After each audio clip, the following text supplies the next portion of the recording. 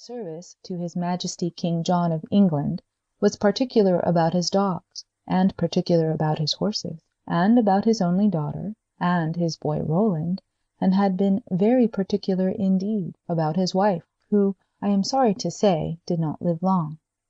But all this was nothing to the fuss he made about his wine.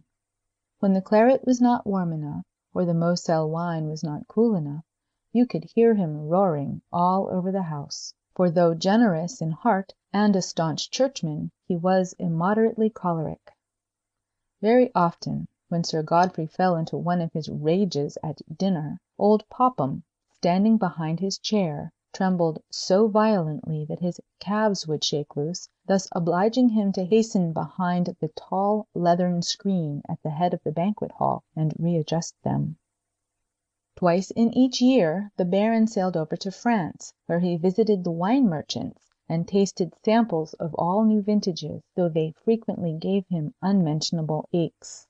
Then, when he was satisfied he had selected the soundest and richest, he returned to Wantley Manor, bringing home wooden casks that were as big as haystacks, and so full they could not gurgle when you tipped them. Upon arriving, he sent for Mrs. Mistletoe, the family governess and, for economy's sake, housekeeper, who knew how to write, something the Baron's father and mother had never taught him when he was a little boy, because they didn't know how themselves, and despised people who did. And when Mrs. Mistletoe had cut neat pieces of cardboard for labels and got ready her goose quill, Sir Godfrey would say, "Write Chateau Lafitte, 1187."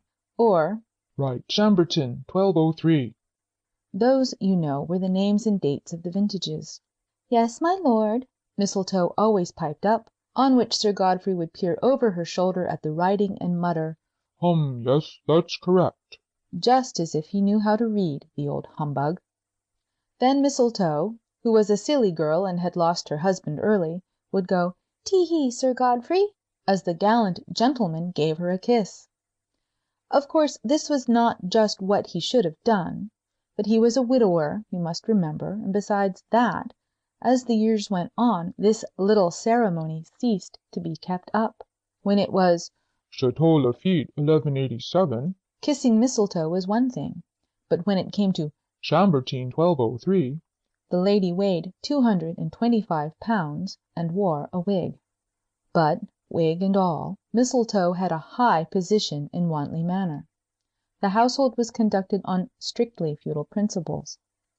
Nobody, except the members of the family, received higher consideration than did the old governess. She and the chaplain were on a level socially, and they sat at the same table with the Baron. That drew the line.